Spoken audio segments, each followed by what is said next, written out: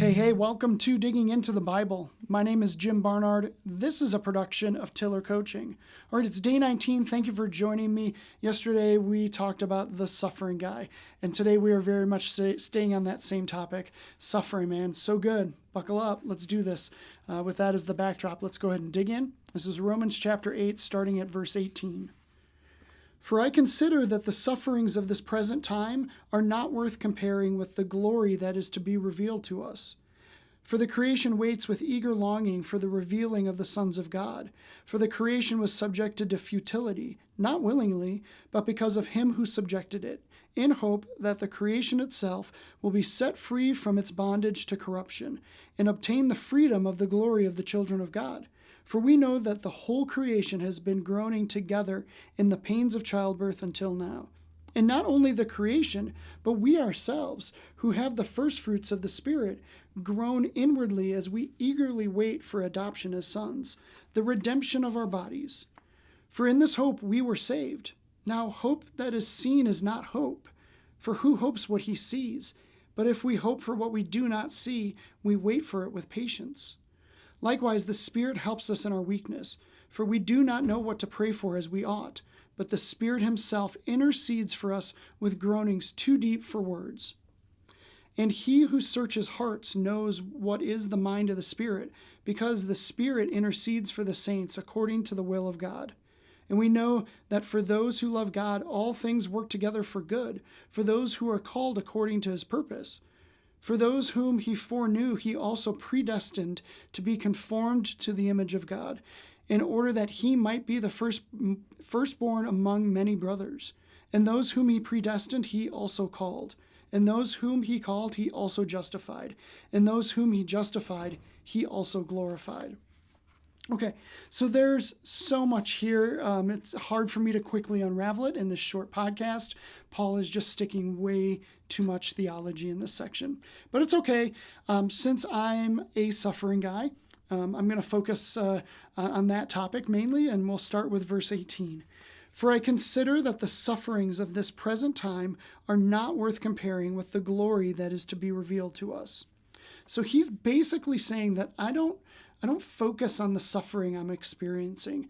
I put my focus on what God has for me. And that's great. Like, I love that. I think all of us that, are believers and, are part of this Christian community, I think we would all say, yeah, we try that. But it's really hard to do. Like, how do you actually do that? And I don't have a great answer for this outside of this statement. I think it's time for us to start taking ourselves less seriously. I think too many of us take ourselves too seriously, and I'm guilty of it. I'll tell you, I don't know many people that do this well, but I do know one person that has been pretty successful at it, and it's my wife, Alicia.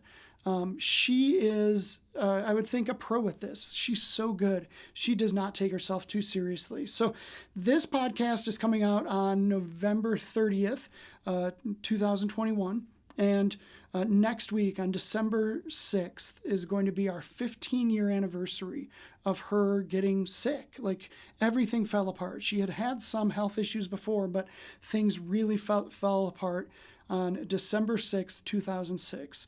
We don't actually know that date, but we kind of went through the calendar and tried to hypothesize, and that's the date we're going with. So that's our anniversary. So anyways, it's been a long, hard road, and she's just dealt with things in such a ridiculous level. Every time we talk about her illness, every time we talk about the future, you know what her response is? She says, God's not done with me. He has something for me. She's not focusing on her present discomfort. She just, frankly, I know that she's uncomfortable when she falls asleep. I'll hear her moaning and groaning. We heard this word groaning in here. She's literally doing that in her sleep. But when she's awake, she's like, nope, God's got a purpose for me today and tomorrow and for however many days he has for me. And she's got real hope. She, it says here, that it's foolish to hope for the things that we see. We have to hope for the things that are unseen. Alicia does this, and it's amazing. I don't know how she does it, but she doesn't take herself too seriously. And recently, I took this break because I've been having these medical issues myself, nowhere close to the extent that she's experienced. But man, during this time, where I've experienced pain and things aren't right, my energy's low, I'm distracted. Man, it's really easy to take myself too seriously. Like, no, I've got to fight to get better. I need to figure this out as soon as possible. And while all of that is true, I really want to get healthy just for the sake of my family because they depend on me. Like, that's the biggest thing. I've been challenged to not take myself too seriously. And, frankly, that comes from Alicia, and I'm so thankful for that experience. So I hope you can grab hold of that too. You may know Alicia, you might not, but if you were to stop and think, man, am I taking myself too seriously right now? You probably would answer that question of yes, because hoping for what is unseen as opposed to what is seen and experienced, the pain, the discomfort, all that stuff, it's just way better. Now, at the same time, I need to not overlook verse 26. I wish I could go through more verses, but I'm already late here. Verse 26 says this: likewise, the Spirit helps us in our weakness, for we do not know what to pray for as we ought, but the Spirit himself intercedes for us with groanings too deep for words.